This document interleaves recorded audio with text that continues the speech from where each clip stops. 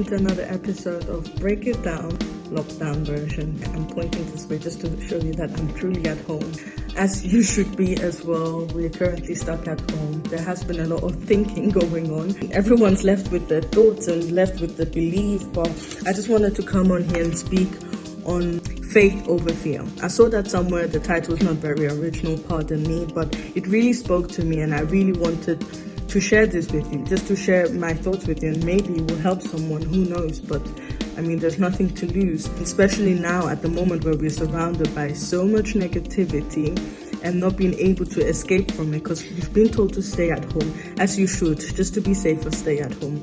But we're just confronted with so much negativity wherever we turn, wherever we go. Well, we're not going anywhere, but wherever we turn, there's so much negativity. You turn on the TV, you see the rates, you look around, you're not meant to go away. It's really hard not to fall into a dark space. So now, for me, it would be very understandable if the depression rate went up, because it's so easy to fall into a dark space. Doesn't matter how positive you are or not. It can easily happen to anyone, especially if you live on your own and your family is not with you. So I completely understand. That is actually the reason why I wanted to come on here, and just to make sure that we are not becoming a reflection of our surrounding, or as they say, not becoming a product of our environment. Because when you're surrounded by so much negativity, it's easy to adapt to it and become like it, or just to take it in and fill yourself in with the negativity around you.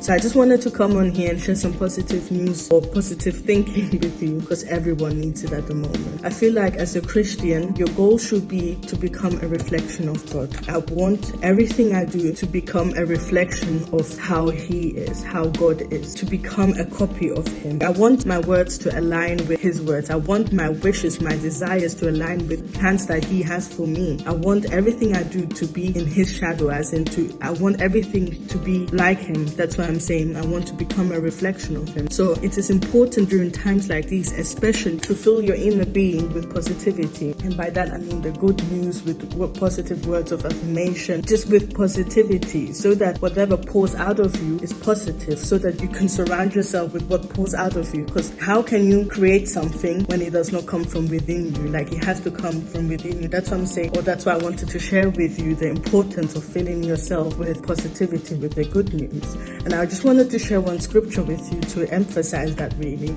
Jeremiah 29:11. For I know the plans I have for you, plans not to harm you, plans to give you hope and a future. And I was just reading that just because I wanted to go over it properly. Plans not to harm you. That kind of shows that whatever we're going through at the moment, whatever is happening now, yes, they may not be very beneficial and more on the harmful side, but this is just a situation, because that's not the plan that God has for you. For if this is the situation now, this is not the intention that He has for you. This is not the plan He has for you. He has plans to prosper you, plans to give you hope and a future. So for us, it is important to know that there is a future, there is hope. So it's important that your faith is so much power than the fear that the world is giving us through the media and whatever is going on around us. It is important to be filled with your faith. This is the best time for you to show that you're faithful, because if you're not given situations like this to prove that you're faithful, when else can you prove your faith? Oh, that was what I was thinking, and I just wanted to share it with you this afternoon or this evening, whenever you see this, that this is the time to gear up, to equip yourself with your faith. Like, if you feel like you don't have the time or you don't know where to start from, start with this simple quotation that I just gave to you, for instance, and then just look at the whole chapter just to understand, who was he talking to? What was the situation there? Is it relatable or not? But I mean, we have to start from somewhere. And when else is the best time for us to prove that we're faithful? So that's my message, and I'll see you whenever I start thinking again. Bye.